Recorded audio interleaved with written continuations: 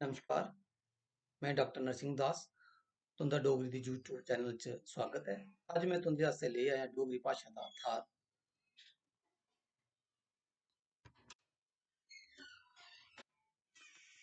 डोगरी भाशा दा विकास क्रम। डोगरी भाशा दी उत्पत्ति बी होरनें आधुनिक भाशाएं आंह्गर गै 10वीं-11वीं सदी च होई होग। की जे उसलै एह् इक बकायदी भाशा ही, इसदे प्रमाण अमीर खुसरो दी फारसी कविता नूहे सिपिर थमां मिलदे न। एह् कविता 1317 ईस्वी च लखोई दी ऐ, जेह्दा आधार उस बेल्ले दियां सिंधु दे आले-दुआले दियां मुक्ख भाशां न। उस कविता दे किश बोल दिक्खो। सिंधियो, लाहौरियो, कश्मीरियो, डुग्गर, दुर समुंदरी तेलंगियो, गुज्जर। अर्थात इस कविता कोला सानूं पता लगदा कि अगर 13वीं-14वीं शताब्दी विच कुसै कविता च डोगरी दा जिक्र होंदा ऐ, इसदा मतलब एह् ऐ कि डोगरी भाशा 10वीं-11वीं सदी च बकायदा मौजूद है। डोगरी दी पैह्ली लिखत। अगर जेकर इसदी गल्ल कीती जा तां डोगरी दी जो पैह्ली लिखत है ओह् सन 1526 ईस्वी च मानपुर थमां थ्होई। एह् इक शिलालेख है जेह्ड़ा मानपुर दे इक मंदरै च लग्गे दा ऐ। एह् राजा मल्लदेव दे समें दी ऐ। इसदे बाद डोगरी दियां केईं लिखतां मिलियां जेह्ड़ी चंबे दे अजेब घरै च मौजूद न। सन 1816 ईस्वी च विलियम कैरे आसेआ बनाई गेदी भाशाएं दी सूची च डोगरी दा बी डोगरी दा नांऽ दर्ज ऐ। उसदे बाद फैडरिक डियोर सन 1862 थमां 1872 तक जम्मू च रेह् ते इत्थूं दी भाशा दे बारे च उ'नें सर्वे कीता, उं'दा अध्ययन कीता ते डोगरी दी भी उ'नें इक व्याकरण दी रूपरेखा त्यार कीती जेह्ड़ी जम्मू एंड कश्मीर टैरीटरी च छपी। साहित्य दा मुंड। डोगरी साहित्य दे मुंड दी गल्ल कीती जा तां इंदा जिक्र हिमाचल प्रदेश दे कांगड़ा दे गजेटियर च मानक चंद 1565 ईस्वी ते गंभीर राय 1650 ईस्वी दे समें आह्लियां राजे दियां दो स्तुतियां मिलदियां न। पैह्ली स्तुति राजा रूपचंद ते शासनकाल दे फिरोज शाह तुगलक द्वारा कांगड़ा किला जित्तने दे बारे च ऐ ते दुई नूरपुरा दे राजा जगन सिंह दा स्तुति गान ऐ। सन 1818 ईस्वी च श्री रामपुर ईसाई मिशन ने बाइबल दा डोगरी अनुवाद छापेआ। एह् अनुदित पोथी 361 सफें दी ही ते एह्दी लिपि देवनागरी ऐ। सन 1907 च डोगरी दी पैह्ली पत्रिका जां अखबार डोगरा मित्र नांऽ कन्नै प्रकाशत होन लगी। सन 1934 ईस्वी च प्रोफैसर गौरी शंकर होरें श्रीमद् भगवद गीता दा डोगरी अनुवाद छापेआ। इसदे बाद सन 1935 ईस्वी च विश्वनाथ खजूरिया हुंदा अछूत नांऽ दा नाटक लिखेआ ते उसदा मंचन रामनगर च होआ। डोगरी दा सनैरी युग। एह्दी गल्ल करां तां सन 1857 कोला लेइयै 1885 ईस्वी तक दा समां जेह्ड़ा ओह् सनैरी युग मन्नेआ जंदा ऐ। एह् समां जेह्ड़ा ऐ एह् महाराजा रणवीर सिंह हुंदा रेह् दा ऐ। उस बेल्लै डोगरी राजभाशा रेही ते हर मलाजम लेई चिट्ठी पत्री डोगरी च करना लाजमी हा। उस बेल्लै छापेखाने खु'ल्ले, लिपि गी सुधारेआ ते मुकम्मल बनाया, प्रसिद्ध ग्रंथें दा अनुवाद ते लिप्यंतरण करोआया। सन 1873 ईस्वी च महाराजा रणवीर सिंह होरें वासकाचार्य हुंदी संस्कृत पोथी लीलावती दा डोगरी अनुवाद बी करवाया। डोगरी लिपि भाशा दे जानकारें ते साहित्यकारें दा उस बेल्लै बड़ा मान सम्मान हा। ते इक गल्ल होर, उसलै पक्के सबूत तां नेईं पर जिसलै डोगरी दा औपचारिक बेशक नेईं हा पर अनौपचारिक शिक्षण उस बेल्लै जरूर होंदा होग। डोगरी संस्था जम्मू। सन 1944 ईस्वी च बसंत पंचमी आह्ले दिन जम्मू दे किश भाशा प्रेमियें प्रोफैसर रामनाथ शास्त्री हुंदी अगुवाई च डोगरी भाशा दे विकास आस्तै डोगरी संस्था दा गठन कीता। इस संस्था दे बनने कन्नै डोगरी च इक नवां मोड़ आया। लखारी लोकें लगातार लिखना शुरू कीता ते डोगरी साहित्य खताबी शक्ल च छपियै सामनै औन लगा। साहित्य देवनागरी च लखोन लगा। सन 1953 ईस्वी च गै नवीं चेतना नांऽ दी पत्रिका निकलना शुरू कीती।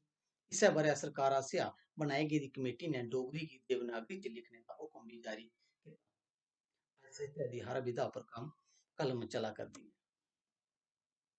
उसदे बाद रेडियो कश्मीर जम्मू। सन 1947 ईस्वी च रेडियो कश्मीर जम्मू दी स्थापना होई।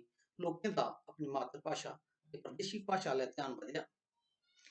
रेडियो कश्मीर खु'ल्लने कन्नै डोगरी दे प्रोग्राम पेश होन लगे, साहित्य लखोन लगा, गीत संगीत च कलाकारें गी अपनी कला दा प्रदर्शन करने दा मौका मिलेआ, लोकें गी रोजगार मिलन लगे ते समाचार जन जन तक पुज्जन लगे। उसदे बाद डोगरी मंडल जम्मू। एह् बी इक संस्था ऐ। डोगरी दे बौद्ध विकास लेई सन 1950 ईस्वी च डोगरी मंडल जम्मू नांऽ दी संस्था खु'ल्ली, जेह्दे च डोगरी साहित्य ते लोक साहित्य सरबंधी रचनां छपियां ते कन्नै गै कला ते संस्कृति आस्तै संस्था ने कई अहम कदम भी चुके।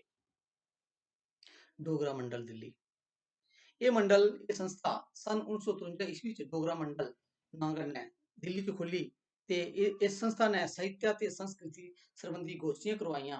इस संस्था ने डोगरी भाषा दे बौद्ध विकास लेई कई रचना लिखवाइयां करवाइयां ते लेखकें गी लिखने आस्तै प्रेरित भी कीता। ते इसी संस्था ने गै पत्र पत्रिका भी छपाने दा अहम भूमिका निभाई। साढ़े प्रदेश च दफ्तरी भाषा दा दर्जा, राज्य जम्मू कश्मीर के संविधान के आर्टिकल 370 के तहत सन 1956 ईस्वी च सिर्फ जम्मू प्रांत च दफ्तरी भाषा के तौर पर डोगरी गी दर्जा हासल होया। इस कन्नै गै डोगरी भाषा गी संरक्षण थ्होआ। सरकार आसेआ भाषा दे बौद्ध विकास आस्तै पैसा थ्होन लगा ते लोकें दी रुचि भी डोगरी अल्लै बधन लगी। उसदे बाद कल्चर अकैडमी जम्मू, सन 1958 च J&K academy of art culture and language दी स्थापना होई। सन 1964 च डोगरी शिराजा नां दी पत्रिका डोगरी च लिखन लगी ते 1965 च साढ़ा साहित्य नां दी पत्रिका। इत्थै भी कलाकारें गी अपनी कला दा प्रदर्शन करने दा मौका थ्होआ। हर ब'रे लखारियें दी श्रेष्ठ रचनाएं गी इनाम मिलन लगा। लोकें गी डोगरी कन्नै जुड़ने दे रुजगार थ्होन लगे। सांस्कृतिक जायदाद गी कठेरेआ ते संभालेआ जान लगा। जम्मू विश्वविद्यालय, 1964 च डॉक्टर करण सिंह हुंदी सरपरस्ती च डोगरी रिसर्च इंस्टीट्यूट नामक संस्था दी स्थापना होई। इस संस्था च केई शोध पत्र पढ़े जंदे ते छपदे रौंह्दे। इ'यै संस्था जेह्ड़ी ऐ सन 1971 च डोगरी रिसर्च सैल जम्मू विश्वविद्यालय च खुल्ली गेआ। सन 1975 च डोगरी रिसर्च सेंटर बनेआ ते फिर इ'यै सेंटर अग्गें जाइयै 1983 च post graduate department of Dogri च बदली गेआ। साहित्य अकैडमी दिल्ली, केंद्रीय साहित्य अकैडमी दिल्ली ने 2 अगस्त 1969 च एक स्वतंत्र साहित्यिक भाषा दा दर्जा डोगरी गी दे दित्ता। जिस कन्नै डोगरी साहित्य तेजी कन्नै लखोन लगा। हर ब'रे लखारियें दी श्रेष्ठ रचनाएं गी इनाम भी मिलने लगा ते उत्थै इक कमेटी दा गठन भी कीता गेआ। इसलै केई इनाम साहित्य अकैडमी लखारियें गी हर ब'रे देआ करदी ऐ, जि'यां अनुवाद उप्पर, युवा साहित्य उप्पर ते बाल साहित्य बगैरा उप्पर। डोगरी दा शिक्षण दी गल्ल करां तां सन 1983 थमां गै एह् 9वीं ते 10वीं जमातै च अतिरिक्त विशे दे तौरा पर शुरू होई ते 11वीं 12वीं जमातै च वैकल्पिक विशे दे तौरा पर शामल करी लैता गेआ। सन 1986 च बीए लेई कालज च इक वैकल्पिक विशे दे तौरा पर शामल करी लैता गेआ। इसलै डोगरी प्राइमरी शा लेइयै उच्च स्तर तक्कर पढ़ाई जा करदी ऐ।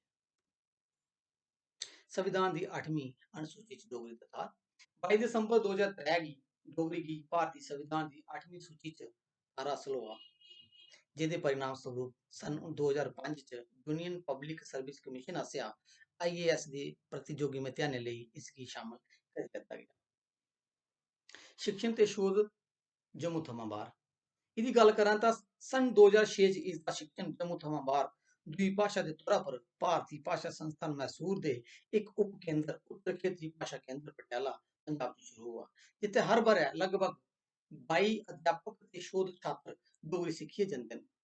भारती भाशा संस्थान मैसूर इसदे शिक्षण दे कन्नै कन्नै शोध कम्म भी करवा करदा ऐ। पंजाब ते हिमाचल दी यूनिवर्सिटियें च डोगरी दा तुलनात्मक अध्ययन MPhil ते PhD स्तर पर होआ करदा ऐ। डोगरी दियां किश होर उपलब्धियें दी गल्ल करां, सन 1998 च रियासती सूचना विभाग ने लोड़ नां दी पत्रिका निकालना शुरू कीती ते 2008 च जम्मू प्रभात नां दा अखबार निकलना शुरू होआ, जेह्ड़ा इसलै बंद होई चुके दा ऐ। इसलै 50 थमां बद्ध प्रोफैसर बक्ख-बक्ख कालजें च पढ़ा करदे न। सोशल मीडिया उप्पर बी केई चैनल डोगरी दे विद्वान ते चिंतक चला करदे न। डोगरी दे लखारी देश प्रदेश थमां बाह्र बी अपनियां रचनां पढ़ा करदे न। रेडियो दे कन्नै कन्नै दूरदर्शन उप्पर बी खबरां, सूचना प्रदान ते मनोरंजक कार्यक्रम प्रसारत होआ करदे न। डोगरी दा प्रचार प्रसार इसलै बड़ी तेजी कन्नै होआ करदा ऐ। आखिर च में गल्ल करां कि अज्ज इसदे बौद्ध विकास लेई केई सरकारी ते गैर सरकारी संस्था कम्म करा करदियां न। एह् संस्था पत्र पत्रिका छापियै, कवि गोष्ठियां करियै, कार्यशालां लोआइयै, सैमीनार करोआइयै आदि डोगरी दा साहित्यक, समाजिक ते भौतिक खेत्तर बधा करदियां न। असेंगी अपने बच्चें कन्नै घरें च डोगरी गै बोलनी चाहिदी ऐ। ओह् स्कूल जां समाज भामें जेह्ड़ी मर्जी भाशा बोलन। धन्नबाद।